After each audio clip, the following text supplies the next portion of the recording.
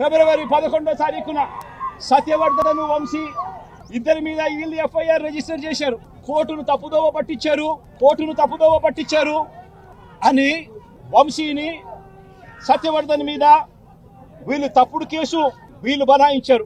కోర్టును తప్పుదోవ పట్టించారు, తప్పుడు సాక్ష్యం తానిచ్చాడు అని చెప్పి వీళ్ళు ఎఫ్ఐఆర్ రిజిస్టర్ చేసి ఆ ఎఫ్ఐఆర్ రిజిస్టర్ చేసిన కాపీని తీసుకొని పోయి సత్యవర్ధన్ అమ్మను, సత్యవర్ధన్ నాన్నను, సత్యవర్ధన్ అన్నను అందరినీ కూడా బెదిరించి ఫిబ్రవరి 12వ